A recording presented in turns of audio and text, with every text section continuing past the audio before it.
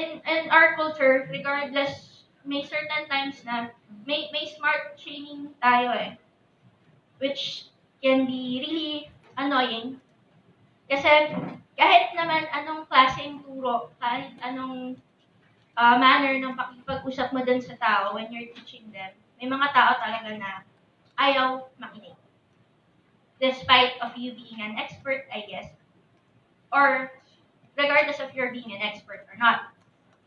And I also like yung last line nung dito sa kay Tasho. Isang karpinterong nasawi at nagsikap maging mas mataas kaysa sa landas na inilatag sa harap niya, kahit pa sa isip lamang. It was really deep and very dramatic. It's one of the lines na talagang nagustuhan ko. Pagdating dito sa last na excerpt na binigay mo, medyo nalito ako ng konti. Kasi, huwag kang lilingon Arturo, tapos, who's calling Lino? Hindi sinasabi kung sino na yung mga nagsasalita. It's just a bunch of dialogue. I can't even tell kung sino yung characters na nandun, aside from, I'm guessing, Arturo and yung nanay niya. And who else is calling Lino? Sino si Joyce? So, medyo na-confuse ako dun sa part na yun. Ano pa ba? Yeah, yun yung so far na confusing parts para sa akin. Although I do like the idea yung sinasabi yung sa ano man na sino ba talaga yung, it's one of the things that stuck with me. Sino ba talaga yung namatay? I'm guessing yun yung isa sa mga bagay na would make you actually want to find out talaga at mag-continue magbasa. Parang to check sino ba talaga, sino ba yung tulog, sino ba yung paano nangyari. So, ayun po. So, Jane, ang pagka-intindi ko, ang interest mo yung sa fiction writing, yung book 2, project 2. Yeah, ang paano kikinisin yung section na yun, despite nung, so yun yung halimbawa ng sabi kong possibilities. Yung bang fiction na alam natin ng fiction ng araw, at saka yung nag-evolve na form dito, magkapareho pa ba? It's a good observation na dapat i-consider. But then again, alam natin na yung dito, for the past few days and a day more to come tomorrow, ang dinidiscuss natin puro drafts. Kaya kung minsan, it is possible na yung ating mga comments ay magiging tentative din. Dahil pag binago itong dito, pababago yung comment. Maybe learning process din ito para sa organizer itong workshop na baka next time maghihingi na namin yung mga solid chapters para talagang concrete ang discussion. But anyway, let it evolve. So, so may na-comment na doon sa book 2, yung collection o anthology ng mga maikling kwento. Pero pa bang gustong magdagdag doon bago tayo tumalon sa iba? Really? Teka muna, may dadagdag ka o later tatawagin ulit kita. Tapos, yung part na, kung yung pagdating sa pagtulong, minsan gusto mong tumulong, kala mo talagang gusto mong matulungan yung tao. It reminded me of yung may argument si Joey sa Friends with si Phoebe. Joey. Yeah. Na ang sabi ni Joey is, charity is not actually selfless. Kasi the fact na parang you're actually trying to satisfy yung mo na to feel good about yourself. Na kaya ka tumutulong, hindi lang dahil dahil kailangan ng tulong ng tao. But sa pagtulong mo, parang napapagaan mo yung pakiramdam mo. Or yun nga, na may self pa rin na, may desire pa rin, yung satisfaction ng desire mo, yung hinahabol mo, not just yung pagtulong, yung intention. So, So, yeah. Actually, Jane, yung curious ako yung pala ko pupunta ka rin sa discussion na yung kanyang aswang at saka yung fantasy world, no? Di ba magkapareho kayo na interest doon? At paano mo ini-negotiate yung kanyang aswang na mukhang hindi mo alam kung may totoong aswang o wala. Hindi mo alam kung may namatay o wala. Hindi ba ganun din yung mga interest mo sa pagsusulat? May i-advise ka sa kanya kung may gusto kang baguhin doon sa kanyang mga aswang. After which, tawagin ko na si Ernie. So far naman po, wala naman po. Kasi para sa akin, maganda yung pagkaka-establish nito. Ano na yan. May mga interest ako na books na ganun siya. Hindi mo alam kung ano yung totoo. May assumptions ka na posible. Si ganito ay yung aswang, tapos hindi naman. Pag tingin mo, hindi naman pala, yung isa pala yung aswang. Or akala nila aswang, tapos or yun nga, nagkakabaliktad, baliktad siya. Ay, yun, para sa akin, maganda yung pagkaka-establish yung gano'n. Especially dun sa excerpt na binigay niya na hindi mo actually masabi kung kung hinabol nga ba talaga sila nung may-ari nung bahay na pinuntahan nila at kung nag-transform pa talaga siya dun sa asong malaki. Kasi posibleng may aswang nga doon pero hindi yun yung humahabol, hindi yun yung nakdalag sa bahay na yun. Posibleng yung aso na yun or yung aswang na yun, matagal na kanina pa siya umaaligid doon tapos na-encounter lang pala siya nung bata. Thank you, Jane. Ernie? Ayun, magdaradag lang ako sa book 2 kasi dito rin ako pinaka na ayuna parte ng pyesa ni Eric. Na siguro jumping off mula doon sa pag-read ni Amang ng discussion, ang nakikita ko dito kasi na-excite ako sa potential niyang para sa hypertextuality, sorry for the buzzwords, hypertext tsaka sa intertextuality. Lalo na kasi meron kang parang apparent references sa mga nag-exist na teksto, na pyesa. Tulad ng na pwede ako ni Jane yung refers ng tasyong hangin kay Piloso Potasio at yung usapan natin kagabi na taga-arawan sa reference naman sa taga-arawan ni Amang. Ang ano ko dito, kung siya nga na dadalhin mo itong pyesa na to sa gabas ng print, tingin ko merong potential ito para maging hyper, kasi hindi ko pa nakikita na pull off ng tama kahit yan sa fiction yung hypertext na kwento eh. Ang tanong ko ngayon, kailangan ba nakateksto, ikwento itong mga parte na ito? Gago na yung taga-arawan, yung short film na ginawa ni Arturo. Kumbaga maaari siya mag-exist as separate parts na pwede mo pang-break ng linearity ng unang libro o ng unang ikatlong libro mo. Na mag-exist yung pangalawang libro as this content separate from the content that is yung tekstong meron ka. Yun, parang doon ako pinaka-na-excite kasi parang dito pwedeng makita yung chance ng hypertextuality in fiction form. Yun yung masasabi.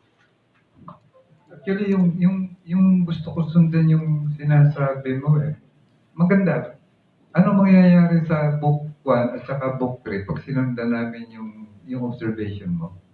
Ang sa akin, magbabago yung forma niya. Talagang magiging break ng kasi gago rin ang iniisip ko na to bigla pareho na kung naisip ko nung gumawa ako ng forma sa utak ko kung paano ko gagawa nun. Na katulad ng infinite timelines na meron tayo ngayon sa lahat ng mga feed natin, infinite timelines sa sunod-sunod na content na gagawin na binabato sa'yo. Hindi magiging infinite yung timeline mo, I think, kasi merong katapusan yung kwento mo. Dahil meron kang unang libro at pangalawang libro na merong narrative na sinusundan. Pero yung idea na hindi hindi kasi linear ang timelines natin kahit na tinawag siyang timelines, hindi ba parang pinapresent sa iyo ng algoritmo nung site kung ano yung tingin niya mas interesante sa iyo in that order para ma-maintain yung interest mo para tuloy-tuloy kang mag-scroll. Ito yung sobrang napapassionate ako kasi hindi tayo tumitigil mag-scroll. Kung hindi natin kailangan kumain, hindi tayo tumitigil mag-scroll sa Facebook kasi ganoon nila dinisenyo yung paglabas ng content sa mata mo eh. At yung maaari mo magamit yung mga parte ng book 2 para yung parang in a similar fashion, keep us scrolling through the narrative that is told in book 1 and book 3.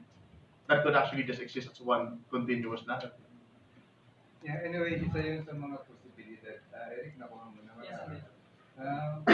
Binanggit ko lang para lang may order kung anong asa na tayo sa book 2. Pwede rin naman kung ang interest nyo ay nasa book 1 o book 3. Pwede rin naman yung yes, Miguel. Hi, Eric. Yun,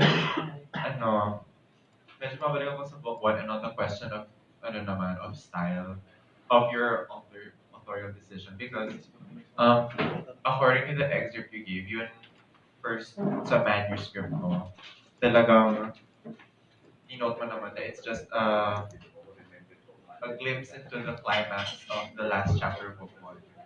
Yun nga, they go up to the bahay kubo and they see na aswang and all that stuff. So yung question ko doon is that, is it really just word by word cut out of the climax? Because if it is, what does placing the same word by word cut out so first as an introduction to the world and to the climax, what do you think it will achieve in the narrative? And if it's just a word by word, how is it supposed to enrich the reader's experience of your conflict, like of what you want the reader to go through, so that this is what it means, what everything means. Because if it's just parang medyo I think it's a personal thing na medyo na-iffy ako doon. If it's just like a same thing, there's no different insight, there's no new nuance to it. Like kung parang, basically, what do you want to achieve with that? Is it supposed to enrich us, or is it just supposed to make us go, oh, so that's what it means? Pwedeng sagutin, pero may lang dahil maraming or pwedeng iipunin mo yung sagot mo. Yeah, pwede mo na lang Gusto mo lang ipunin o gusto mo? Mas maikli lang, ha? O, tapos na. Hi, actually, hindi ko masyadong naintindihan kung ano yung mismong gustong itanong ni Miguel. Although, ewan ko, hindi ako alam niyo naman ako, nabobobo na nga ako. So, basta is it about my decision na ginamit ko yung climax as As an intro. Unang-una kasi, And in rendition mo of the climax. it's a decision na gusto ko kasing sa unang basa, may excitement. Kasi mag-i-start talaga ang kwento na to na wala halos nangyayari. Pinakilala isa-isa yung mga characters, mga bata sila, puro kalokohan lang ginagawa nila, wala masyadong sense. Hanggang sa tumataas yung mga risk na ginagawa nila. Kasi feeling nila walang kwenta yung nangyayari. So, hanggang sa eto na yung pinakahuli. Tapos may mangyayari dito, puputulin yan. Pagdating sa dulo, babalikan yan, tapos may kadugtong yan. So, may change. Andun yung buo, andun yung nangyayari talaga. Tapos, yun. Yan lang. Wala pa Para doon maiksi yung, lang. para mabilis, yung hinahanap ni Miguel, wala pa doon.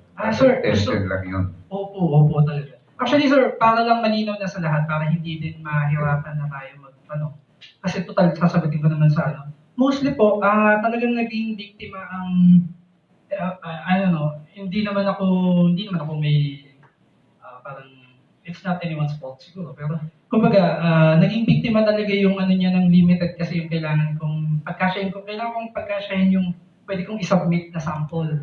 So actually, yung mga tanong ni Jane, tanong ni Ernie, lahat yan may sagot ako mamaya. Kasi ang problem, sobrang chunk lang talaga yung nakuha ko. Medyo madaldal talaga yung kwento ko eh. So si Tasyang Hangin, parang last part na lang yan ng Tasyang Hangin eh. Kasi pwede na yan. Baka mag-thank you ka na lang kung pinag-thank.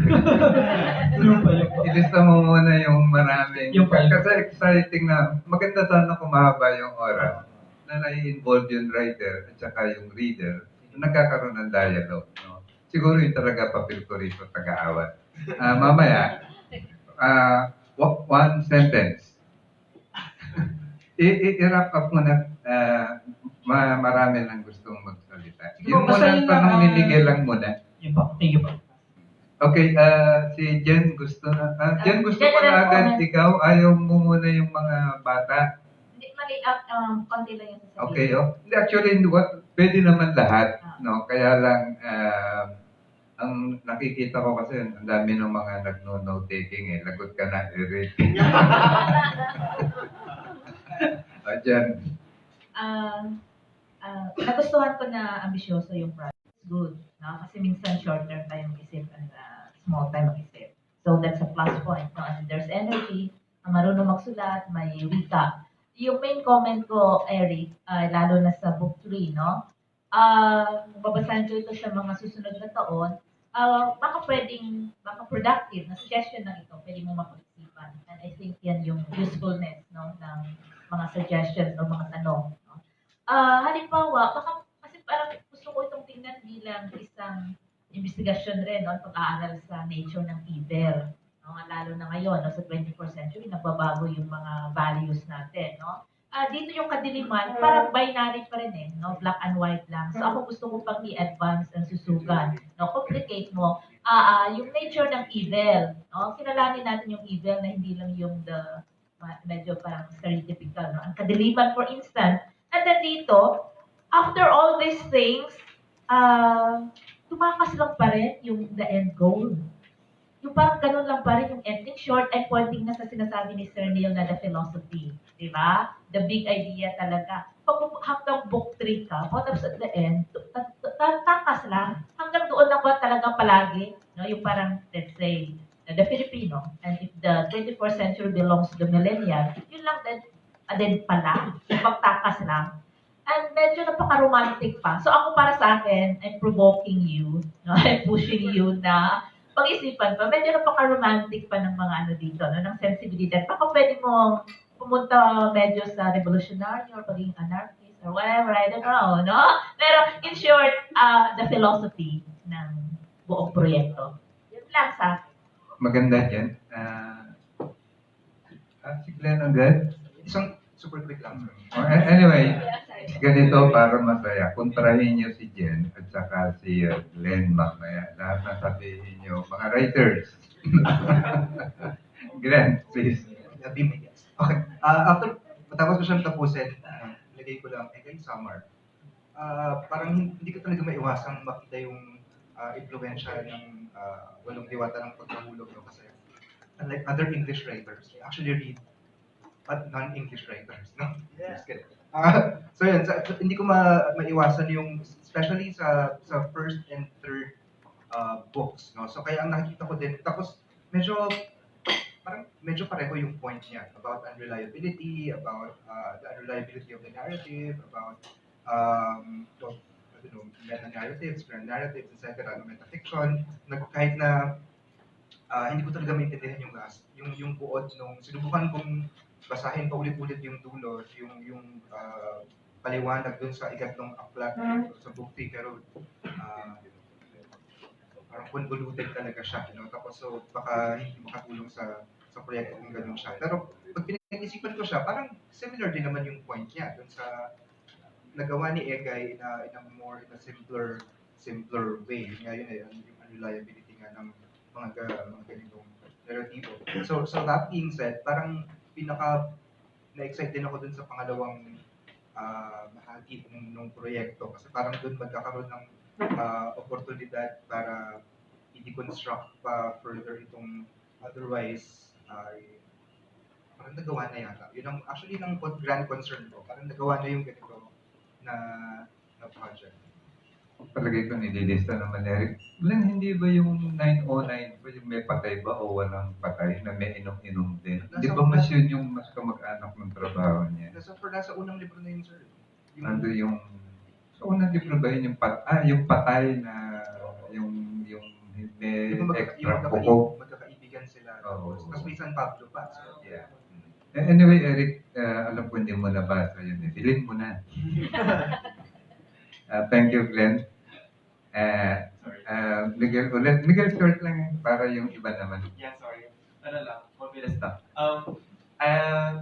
When I first read it, actually, especially like yung plot, I was reminded of It by Stephen King. Like yung narrative structure niya, because there's like, ano yun, they're doing happy things, but then something bad happens, then they leave, and then the protagonist comes back. then faces the bad thing all over again, the antagonist. But then like unlike it, yung narrative structure nito, it compartmentalizes itself. Like it sticks talaga with like past, present, and future, I guess, if we're going to look at it chronologically.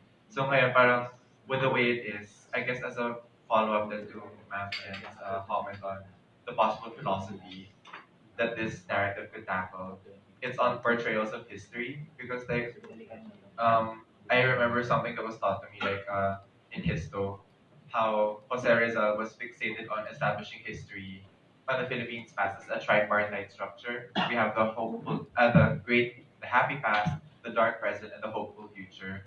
And I think that's something that this narrative could kind of at least give a commentary on, because like it already touches upon the intertextuality of Philosopotasio, but you via Philosopotasio. So parang I think it would be a grand project that the author could undertake, pero it's it's a potentiality. So, ang maganda yan, ano, yung possibility pa, yung paano mo ipupush further yung YA, young adult, yung mga pinibigay nilang observation. Eric, na sulat mo na? Yes, sir. Good? Yung akin naman, ano, hindi. Yung akin, ano, mga parang icing and sprinkles sa cake na lang. Kasi yung first chapter, yung unang bahagi mo, napansin ko, pambata, di ba? Hindi mo sinabi exactly yung edad, pero ang nakuha ko is bata sila elementary. Tama, elementary ba? Oo. Kasi nagsasama-sama sila sa eskwela at saka sa Although yung kabuuan niya may grade talaga. Ay, sinabi yung grade. Sa hindi nasama sa Yung suggestion ko lang kasi, ako kasi nakapag-try na rin ako magsulat ng children's. Ibang nilalak talaga yung mga children's unless naiintindihan mo talaga sila paano sila magsalita. Usually, yung mga natitake ko pag children's, yung language na gamit nila informal. So yung sa AO, nakita ko lang medyo inconsistent yung pagka-informal. Kunyari, yung aking likuran, sa aking likuran, usually pag bata yung nagsasabi nun, sa likuran ko. Hindi aking likuran. Ganun yung Tapos, kunwari, yung mga paglalagay din nila ng names, yung lihim na samahan ng mga anak ng dilim. Yun, for children, usually mouthful yung ganun. For example, may isang libro pangkat papaya, kasi papaya language yung gamit nila. But mga ganun ka-exit or yung may isang may hindi pa napapublish pero tinatry isulat ngayon, horror naman siya, pambata. Dahil horror siya, ang title is Hala. Yung ibig sabihin ng Hala, Holy Angel Learning Academy. Parang ginawa niya So, yun yung, ganun ako hindi ko rin naiintindihan yun actually, kasi hindi ako madalas kasama mga bata talaga. Pero ganun mag-isip yung mga bata, i-abbreviate nila. So, for me, yung lihim na samahan ng medyo hindi ganun yung hindi ganun yung title na may isip ng mga bata. Dapat maiksi or abbreviated or ganyan. Yun yung suggestion ko. Tapos, nasubmit lang ako dito basta kaya ipo-point out ko. Yung sa medyo last part na nung unang bahagi, yung tangina, shit. Ganyan. Nasubmit ako kasi dapat yung part na yun ay parang snappy yun, di ba? Parang, kasi nagulat siya. Yung letter H dun sa A, medyo usually kasi sa akin, recently ko na din nalaman pag ganyan, wag mo nilalagay yung H pag sigaw na A, kahit mahaba. Ganun yung kasi pag may H, nagiging siya nagiging which is predominantly din, hindi rin siya madalas ginagamit pag formal na po, di ba? Ang alam ko, pag hindi ginagamit sa formal. Tapos suggestion ko lang lagyan mo na lang din ng exclamation point or i-all caps mo para ramdam na ramdam yung pagkasigaw niya. KWM. Hindi, totoo yan. Matagal na na-resolve yun. Pag nilagyan mong H yan, nagmumukhang moaning.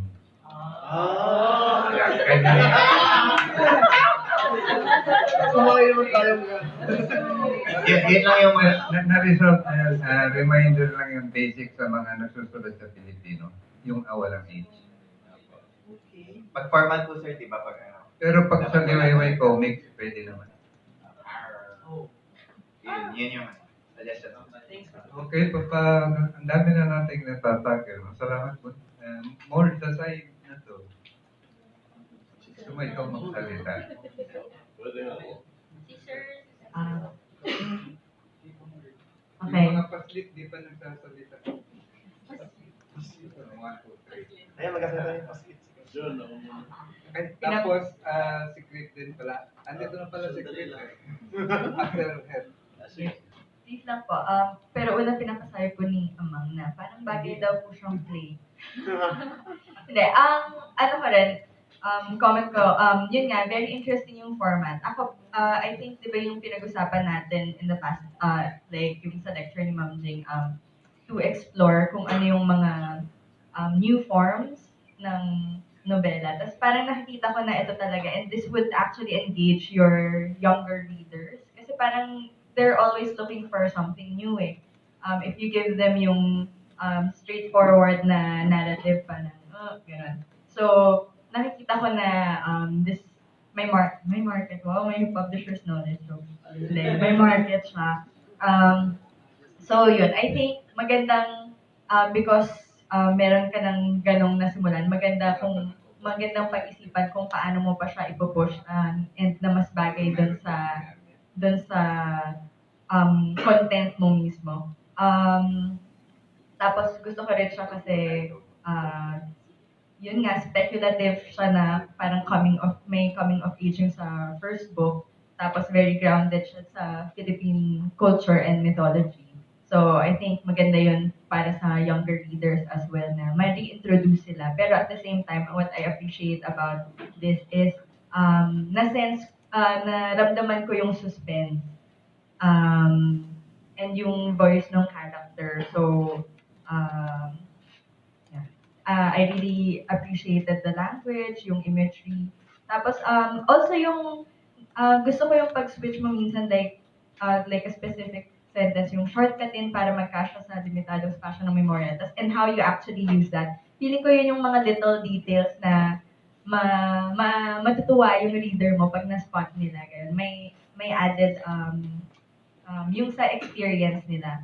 Ang concern ko siguro dun sa takbo ng kwento mo is how, yun nga na-mention na kanina, parang the story parang has been done before. Yung twist, for me, parang napanood ko na siya sa pelikula. And ito yung tipo like, with Star Cinema na parang hindi na nila tatanggapin na yun yung twist.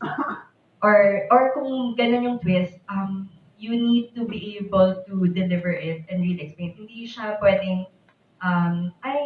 iba pala yung namatay, or yung parang na he's been dead all along and it was a different person. Parang kailangan mo talaga siyang, baka lang hindi pa rin kasi, hindi naman buo yung nabasa namin. So I think baka doon meron kang mga breadcrumbs na mapapakita yun. Para din, if yun nga yung twist mo, it doesn't feel like parang cop-out siya, but instead parang may satisfaction kami na, ay, oo nga, ganun. Parang, we also came to that conclusion, not too early, to the point na parang alam ko na yung mangyayari. Pero yun nga lang, from the outside. So I think I would like to challenge you kung paano mo mas ibebend yung twist na yun. And kung whatever the twist is, yung loopholes, kasi alam mo naman, laging naghahanap na ngayon ng loopholes yung mga tao na pag ganung twist. So, yun lang. And lastly, siguro I'm wondering, I mentioned na rin kanina, di ba sa end parang, I'm wondering kung how are the characters' issues. I think na-emphasize dito sa outlines mo is yung guilt niya plus yung dissatisfaction niya with his life, with his art, ganyan.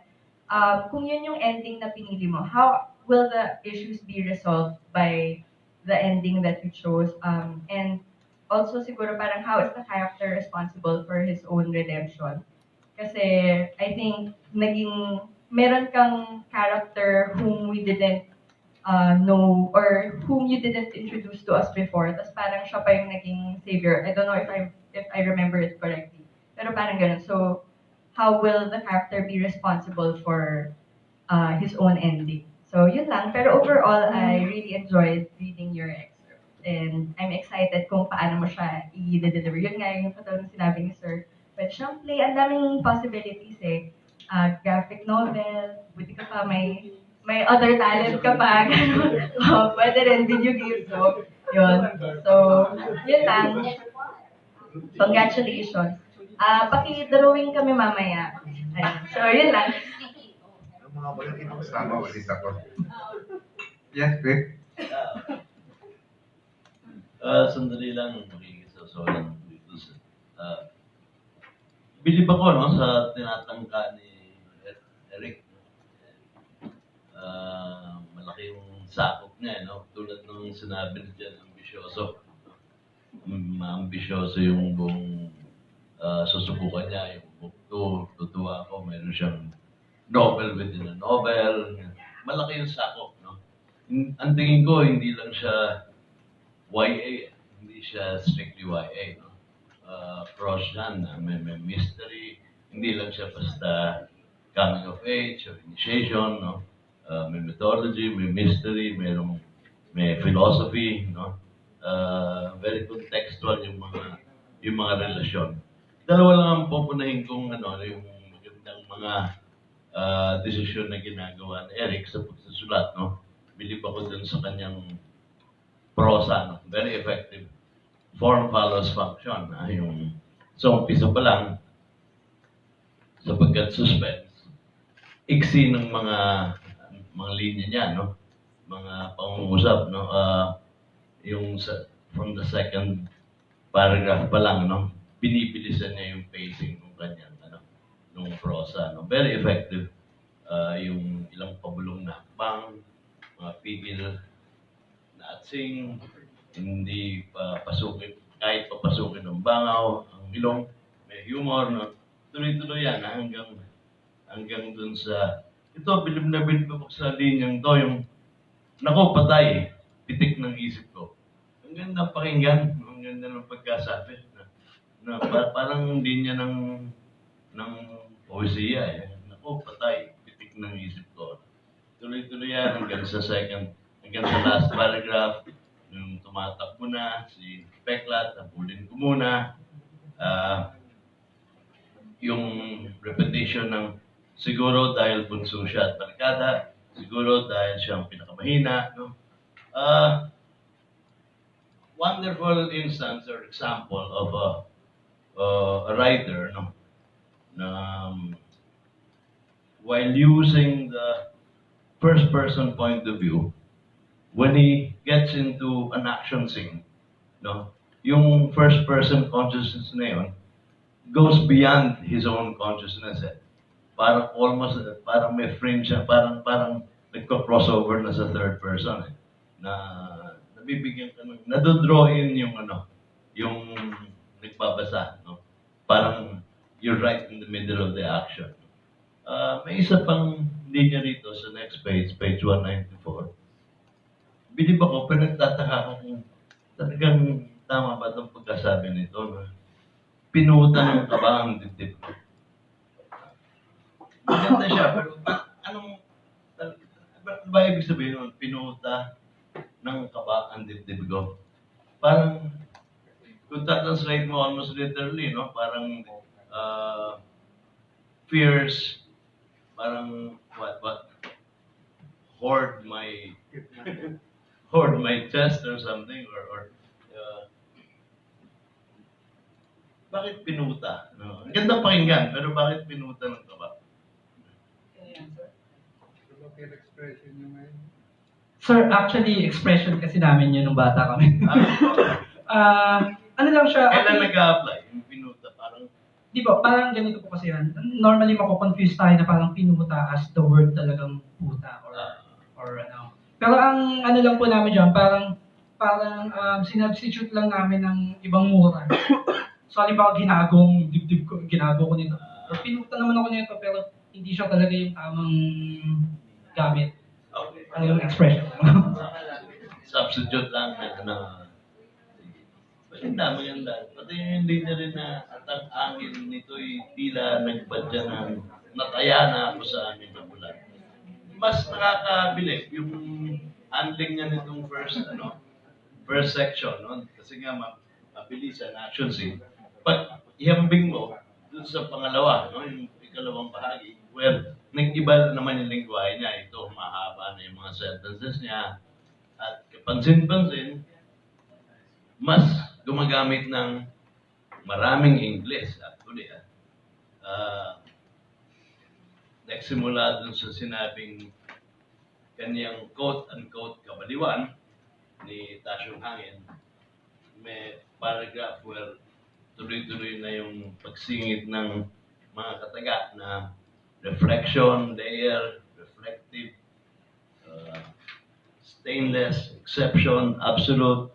Of course, nagpunta dun sa kalaliman ng mga ideya, objectivism, virtue of selfishness ni Ayn Rand. No? Pero meron ka bang parang gustong i-komento rin dito na kapag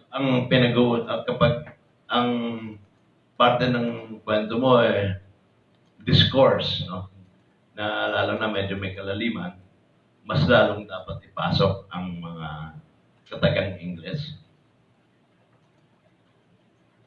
I think hindi dahil sa walang katumbas ng mga ito. Meron, mahanapin mo, di ba?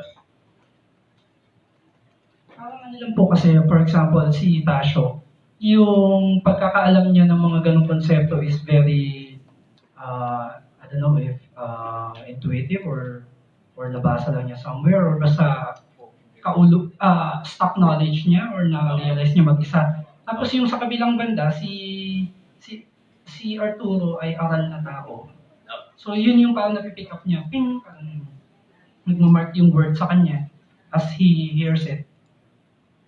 Pero nagsasalita rin sa passage na to si Tasyo, di ba? Yung tapos tayo na may eto. Yung parang yung nandito, nakaupo, nakikinom. Doon pumasok yung yung mga words of reflection, layer ng luha, voice ni Tasyo yan, di ba? Kay Arturo po. I'm sorry if that's not obvious. I'm sorry. Baka it's yung failure siguro ng ko. Sagot ba niya yun? Sagot ba niya? Opo. Hindi ni-describe niya yung habang nagsasalta si Mang Tasyo, meron siyang naiisip. Okay. Pati yung stainless na bakit na at itong device mo ng sinasabi mong laktaw, ano to? Parang Sir, dahil kailangan ko pong pagkasyahin talaga yung isisend ko. So missing part. Nagcha-chunk po ako talaga. Ano ba yun? Talagang So may hindi kaya May missing passage dito. Madami po. Sayang. Anyway. Tsaka isa lang napansin ko pa, I think nabanggit din ni Miguel, yung tinatanong ka kung bakit nauulit, no? Parang stylistic decision din to, of utilizing refrains, no? Yung mga nasulat mo na, yung sa umpisa, binabalik mo, which I think is effective, no? Yung binalik mo yung punto nung, for instance, so yung isa klobang ice bucket sa mukha ko. Kung may kapitbahay na biglang mambuhos ng arenola, nabanggit na yan earlier, no? So, binabalikan mo. Ganon din yung nangyayari dun sa later on, yung asong itim, mas malaki sa alinmang aso sa tanong buhay ko, may kapulhan namang mata nito, refrain siya, no? Effective siya. Lumalipas. Maganda rin yung passage dun sa page 200, yung naghahabulan yata sila dito ni Peklat. No, Peklat. Yun ding huli mo, parang bumalik din sa dati. I think gagawin mo dito sa book 3. No? Yung ng batang nais kong makilala. Ang regarding, ayoko sana magkomento tungkol sa mga buod-buod, no? Kasi iba yung binabasa mo yung talagang after na isulat na, no? Ang tataka lang ako dun sa book 3 ko, very promising nga yung book 2 mo, ano? Madaming kasama. Sa book 3, if I remember right, biglang nagkaroon ng karakter na importante si Matias. Yun ang parang, ewan ko, isn't it too late in the game? Or dapat medyo nabanggit na siya earlier para part of your refrain cycle? Bandang gitna po ng book 3, pinasok si Matias. Tapos meron siyang sariling chapter. Pero Na- book 3 na yun. Opo. Ang layo na. Pero sir, ang reference kasi si Matias po yung matanda nung bata sila. Yung pong inakyat nila na bundok na may bahay, si Siya Matias yun, po. siya yun. Okay. Merong hint siguro dapat na rin sa umpisa. Without even, ewan ko kung you have to mention the name, pero ewan ko. Basta Parang po, it's a little too late kasi ang dami nung sakop mo eh. Kaya bago parang structurally, hindi naman sa mali, no? O pwedeng acceptable. Pero sometimes it's difficult to introduce what would be a major character so late in the game. Parang hinahabol lang ng imagination mo eh. Opo. Pero actually sir, ano po yan? May sarili nga siyang chapter. Tapos yung chapter niya, ang pagkasulat, walang narration, puro dialogue. Ganda Ganun kakapal kasi yung agawan niya. Okay mga pinaplano ma. Yun lang. Palagay ko yung sa ganitong antas na nung usapan natin, mukhang conversation na yan with the writer. So you can just address Eric and Eric, konti-konti lang. Pwedeng hindi ka sumagot later. Pero maglista ka na. DJ.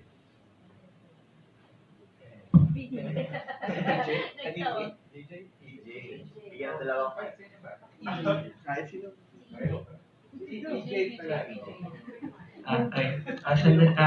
Para sa sana.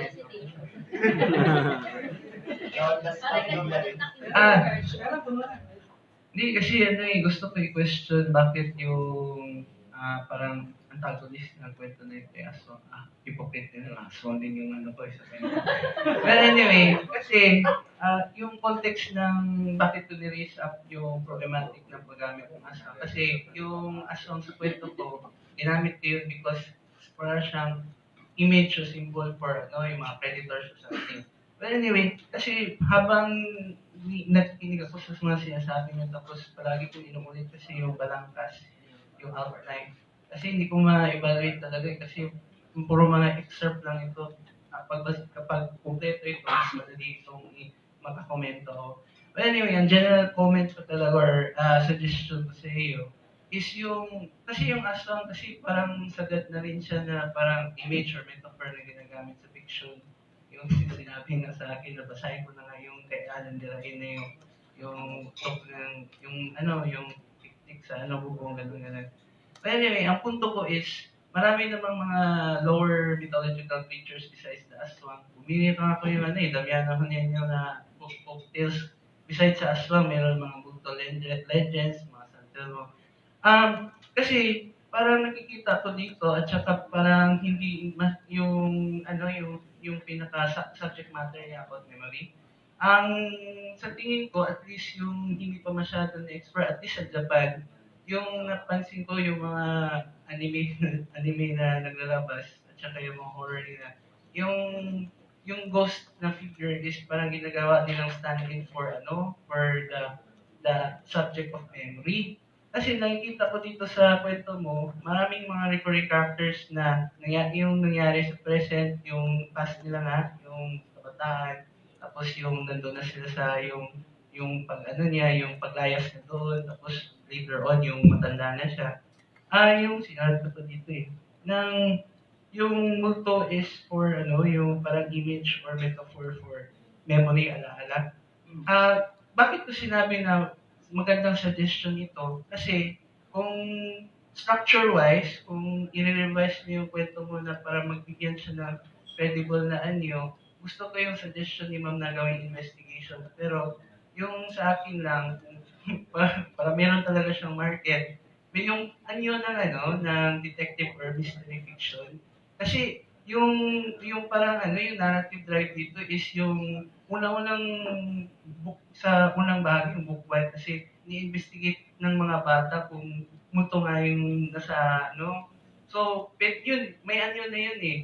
May formula talaga. But anyway, yun na yung punto ko. Kasi, pwede siyang i-apply sa tatlong books. Tsaka, crucial siya sa book 3. Kasi doon na yung parang, may protagonist. Siya nakibali yung pinaka-detective na will figure out bakit ganito yung nangyayari. And, ma-iimbestiga niya bakit yung nakaraan niya nangyari at bakit hino-haunt siya ng kanyang nakaraan. Which is why, sinasabi ko, mas magandang gawing multo yung dominant image kaysa sa aswang. Kasi yung haunting na type. Kasi pwede mong gamitin na metaphor yun eh. Not necessarily na may multo talaga. The issue of haunting, being haunted by the memory. At saka, trope naman ito sa horror fiction, ginagamit nila yung haunting as ano, yung inuungkat yung mga transgressions in the past. So, yung angulo na investigation of evil, ini-investigate nila yung kasama na nangyari because yung evil na nangyari sa nakaraan, naghahanap yun ng justice sa present time. So, magandang gamitin doon yung ano eh, detective fiction. You're trying to investigate the transgressions that happened in the past para ma-clarify mo kung bakit nagka-diretso-diretso yung present time. So, yun lang po. Salamat. Parang may nagtaas kanina. Diyan, sandali lang. Yun muna. Si Bowman, tingnan ko lang muna yung mga tingin ng mga bata. Tapos ikaw na. Tapos si Jen. Hello, Eric. So, gusto kitang i-commend for this work kasi while reading it, I had kind of a unique reading experience. Kasi in my head, parang ang lumilitaw actually ay speech bubble. Lalo na because I noticed na may style ka na you tend to use yung very long na exchange of dialogue. I think lumabas dito yung pagka-comic and graphic artist mo, no? Kasi ganon yung style. But, it works in that parang natutuwa ako sa ganung image in my head. Kasi nga, hindi siya, I don't tend to see that kind of style in novels, no? But sometimes I think you have to draw a line. Kasi without, in contrast to yung alam nating graphic novels, wala yung visual cues ng mga panels mo to help the reader to really understand what's going on. So minsan, nagkakaroon ako ng confusion, lalo na doon sa excerpt from the Act 3. Sobrang confused ko na. Ang dami nang nagsasalita. Medyo gano'n. Okay. Tapos,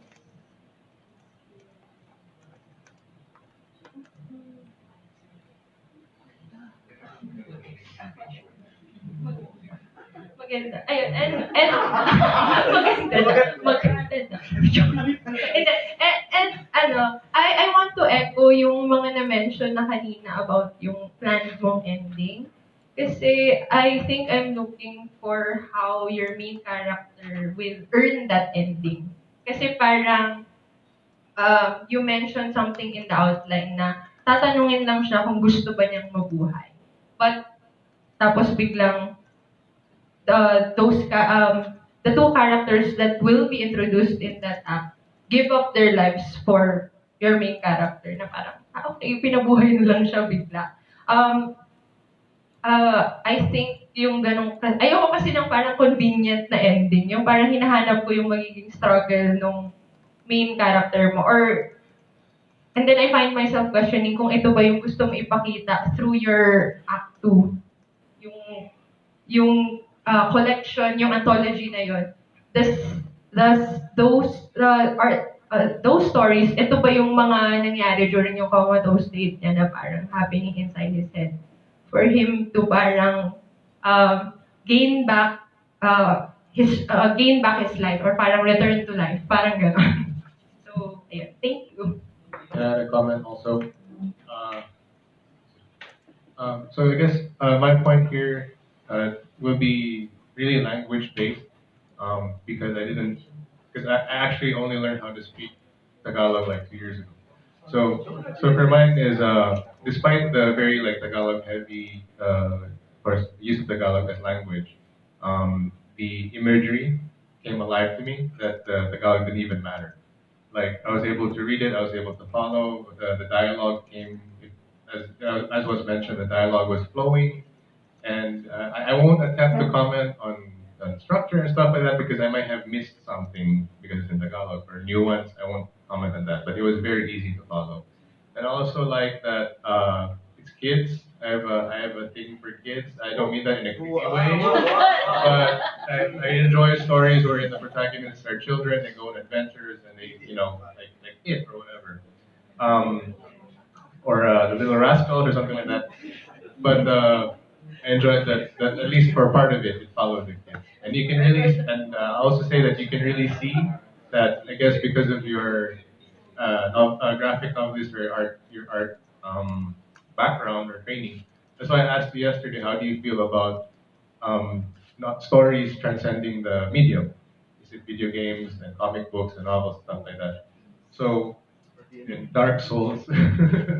So, and you can see here, as people have mentioned, that really it can apply to different novels. And also, I managed to catch that line about Ayn Rand. Sino siya? Sexy ba? I have to say that, Ayn Rand probably would have hated that. But in all men, I enjoyed it and commend you on a great piece of work.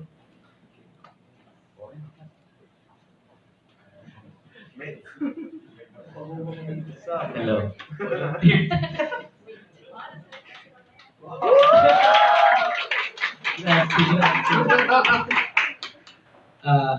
Isa sa naano ko rin, nakita ko sa work ng mga binabasa ko ay yung interest ko talaga rin sa pagbabasa at sa pagsusulat. Ganito rin yung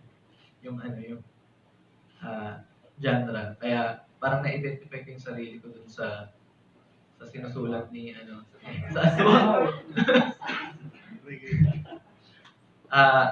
Ang unang masasabi ko ay nung binabasa ko siya, napansin ko talaga na yung dramatic situation pati yung pagkakalatag ay yung pagkaegay sama talaga yung peg na ito, parang yung sinasabi ni Sir Glenn. Siguro hindi naman siguro sadya, pero dahil ang pinupukusan nito syempre yung mga magbabarkada tapos yung mga yung mga detalye nung narrative ng sitwasyon ng mga bata. So, ganyan. So, yun yung napansin ko. Tapos, nagagandahan talaga ako sa proyekto na to. Kaya, yeah, ganda. Siguro kung meron man akong ma-comment na siguro, hindi ko lang alam kung nakita rin to ng iba habang binabasa ko yung, sustain siya na parang mataas yung energy nung paraan ng pag-narrate ng character. Siguro, mas makakatulong kung mas hanapin mo yung kung saan pwede kang magkaroon ng mga moment na silent, yung mga ganun. Kasi siya, di ba, parang since nabivisualize mo siya lagi, ang hyper niya, napaka-visual, yun yung hindi natin mapapasubali na, yun yung kalakasan nito na visual siya, tapos hyper. Pero, feeling ko magiging mas effective yun pagka nagkaroon ka ng mga punto na meron na mga dramatic na silent, ganyan. Natingin ko, egay pa rin yung pag ganun. Kasi, nagkakaroon na naman parang hindi ko makakatawa. Joke. Yung parang, nagkakaroon na naman ng pagbubuli-buli sa alaala, ganyan. Yan. So, tingin ko, pagka nalagyan mo ng gano'n, mas magiging effective yung pagiging hyper, tsaka visual. Tsaka mas magkakaroon ng timbang yung mga detalye. Yan. Si DJ, kanina pa nag-iisip to. Ayaw magtaas ng kamay. Di ba gusto mo magtaas ng kamay? Hindi, gusto mo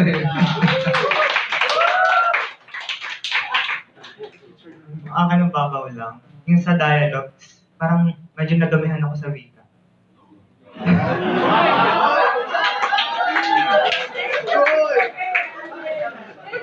Hindi kasi ayaw kong makabasa ng yung halimbawa yung ha na nasa loob ng quotation mark. Parang pwede naman yung sa dialogue text din naman. Tapos ang haba-haba ng dialogue is bakit parang batuhan ng linya. Hindi mo ma-imagine kung anong itsura ng characters.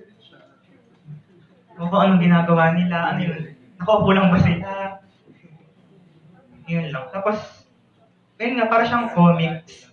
Kahit yung sa mga paragraphs na na yung maikli na sentences. Parang, nai-imagine ko comics eh. Hindi ko mahanap yung parang narration na tuloy-tuloy. Salamat. Valid naman yung tingin ni DJ, ano? Mamaya wag kayong magtagayan, Andiyan lang. Yung comment ko is more of lalabas yung background ko sa publishing. Actually, it's more of a question kay Eric. Since visual artist siya, like I'm wondering if habang sinulat niya nito na isip na ba niya yung latag ng words, if may plan siya to add images or yung pagka-layout ng words guides you to find yung treasure hunt or investigation type of clues. Maybe he wants to consider that while writing. Like, how will the look complement or strengthen your narrative? Kasi I think yun yung isa pang added possibility since may intertextuality and multiple genres or forms inside. So you might want to consider that. Kasi since yun na yung double talents mo, you might as well i-todo mo na. Moment, okay lang ba na alam ko yung after yung to sum up, meron siguro tayong ilang mga tanong pa.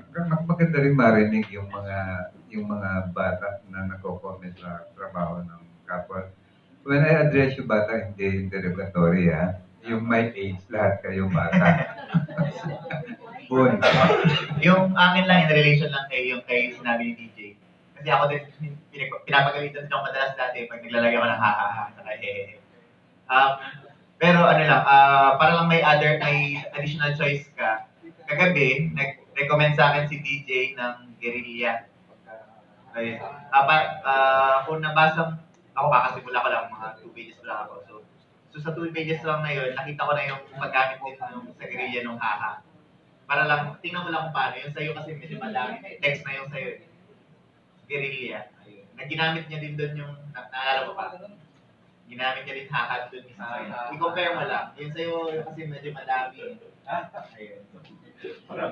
Yun lang. Para may comparison ka.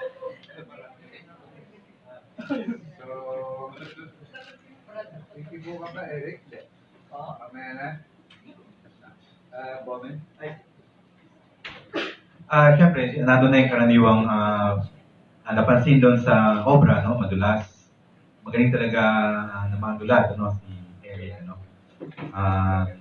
malaki yung potential talaga ng akda na ito.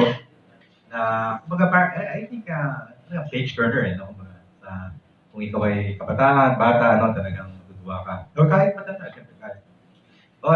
Yun nga problema, YA ba? O pinag-uusapan natin. Para sa akin kasi lumalampas sa YA nga yung pinag-uusapan natin. At siyempre, dapat hindi na-underestimate din yung YA. No? Hindi naman siguro dapat isipin magkaiba yung critical lens na gagamitin sa dalawang types na yan. Kung may types man, kasi bagong invento na naman itong tinatawag nating YA, no?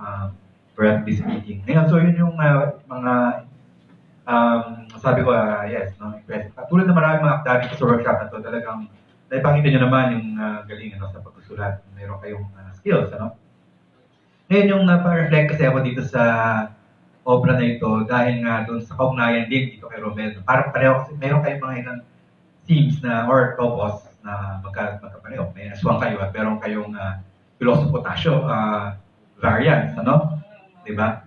So, parang yun nga so paano nag-work yun? So, naisipan ko paano kaya ito mag-reflect doon sa ganong klaseng commonality at ganong kadalas na paglitaw ng ganitong mga types doon sa ating literatura.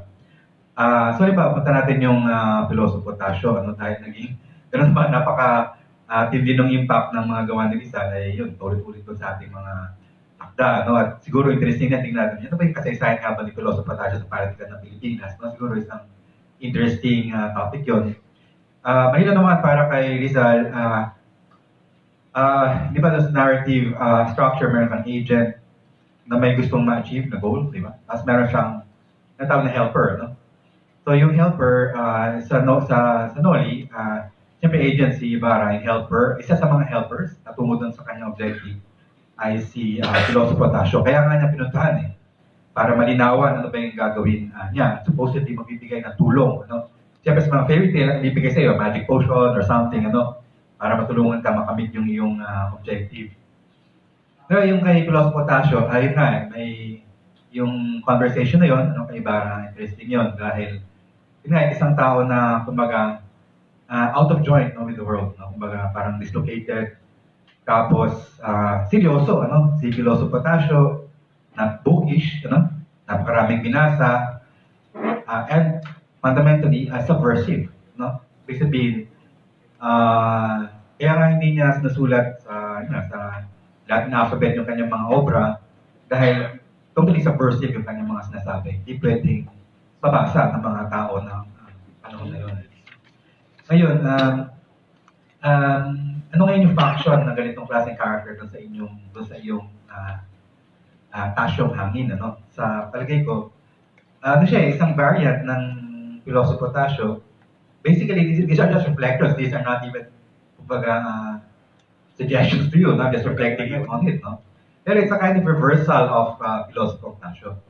Halimbawa, si Pilosopo Tasio, medyo, mataas sa pinag-aralan, tapos bookish, Ngayon, yung makita mo kay Pilosopo, yung parang, natawag na may aspect ng natural philosopher, Hindi man, siguro, hindi nakaabot ng grade 4, May mga ilang mga natalakay na basa, galaxies, eggs, dinosaurs, a golden mean, natalakay ng konti nung umabot siya ng grade 4. Tapos, doon sa mga inuman ay naibabahagi na yung kanyang mga naisip tungkol sa mga bagay-bagay nito. Ang nakita ko pa ay parang ito ay kung paano yung folk, or supposedly folk, negotiate with a failed educational process. A failed educational process. Dahil nga niloloko-loko ka na sa eskwela, yung ano ba nasabi sa galaxy? Ito yung mga dinosaur na yan. Tapos abot ka ng grade 4, hindi mo naman naintindihan talaga. Tapos English na yung pagpaliwanag sa classroom, walang magkaintindihan. So, gumagawa sila survival mechanisms. They turn it into a joke. They subvert yung serious book learning. So ginagawang biro sa parang survival So they make fun of this book learning. And because fundamentally failed yung educational system. Lalo na sa sciences, kung nabagin nga natin, parang sa sci-fi sa Pilipinas. So ngayon, ganyan yung lagay. Meron siyang appreciation. At alam niyo naman, I think almost everyone is acquainted with such a person. Na pag inuman, ang tayo yung mga ganitong mga nasasabi. Pero next inuman, ganito pa rin sabihin niya. Ganon, So, ano ngayon yung... So, it's a variant of Pilosopo Tasio type character. Yung kay Romel, siyempre variant din niya. Hindi ko palang alam kung paano maging helper yon doon sa kanyang quest. Doon sa character sa Itanong Dagat. Yun din, hindi ko alam kung paano maging helper yon. Is it just a humorous episode? Ano ba ito? Yun yung ako makita. Para bang, ano ba yung ating point doon sa ganong character? Na parang ang ganda kasi ng yung pagkakalatag nun . So, anong klaseng character yun? Paano yun natutulungan ang tao, katulad ng main character? Of course, nariyan yung mga, siyempre, so yung medyo, yung Pilosopo na tinatawag, basically, yung philosopher na yun, it becomes a real philosopher, as in someone who tries to survive this system by making fun of it, by subverting it, by making a laughing stock out of what he went through. So so I think it's an interesting subversion of this type of character. Pero ano yung kanyang function within your novel? So siguro tingin ko lang ay na-instigate tuloy ako na tingnan paano nga ba yung mga maraming mga philosopher-tasha characters in our novels. Paano kaya sila ma-compare sa isa't isa?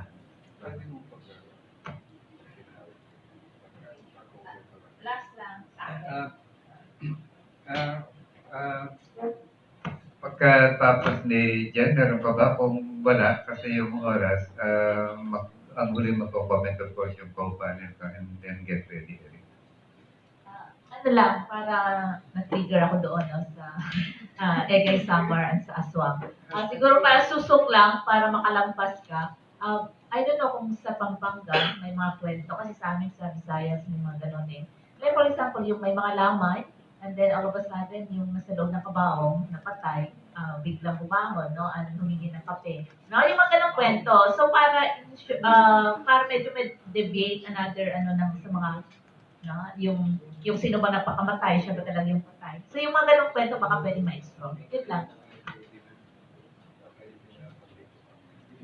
I'm sorry. Si Jane, mayroon pang gustong idagdag. Yes, Jane. Actually, yung sa title mo, nung binalikan ko yung synopsis, outline. Ritual siya, no? Yung agaw anino, yun yung tawag dun sa ritual. Yeah. Ang masasabi ko lang with regards to yung title mo, it's quite a powerful title, actually. Kasi parang, agaw anino, how do you actually aagawin yung anino? Diba? Kasi, ang ano ko is, na-remember yung kay Peter Pan? Nahiwalay yung shadow niya.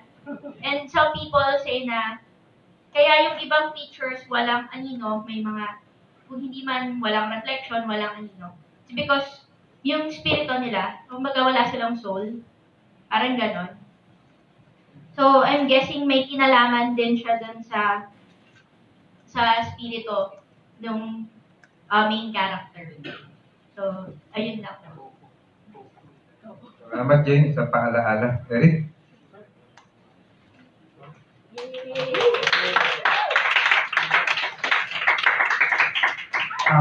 Ang saya, sobrang saya, 5 minutes na lang natay.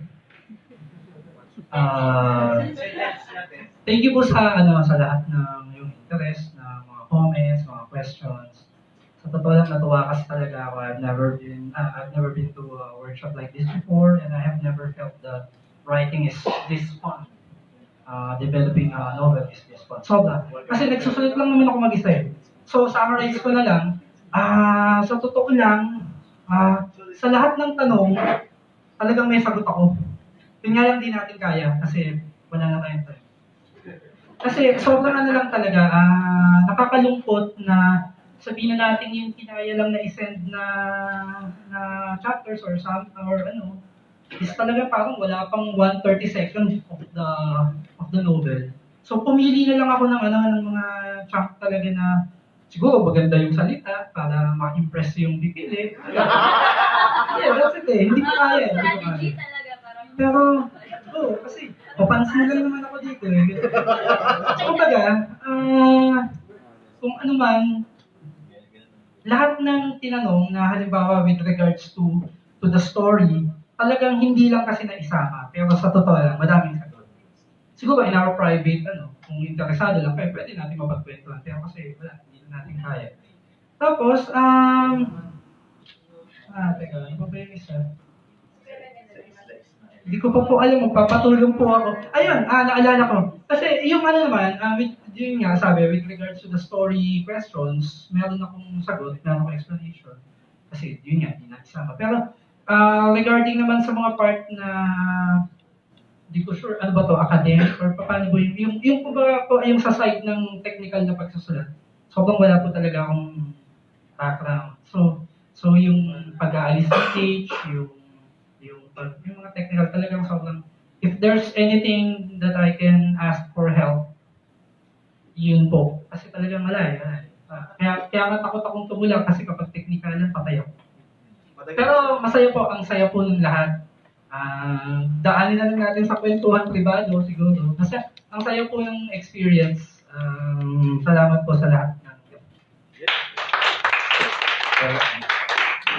Salamat, Elias Tama.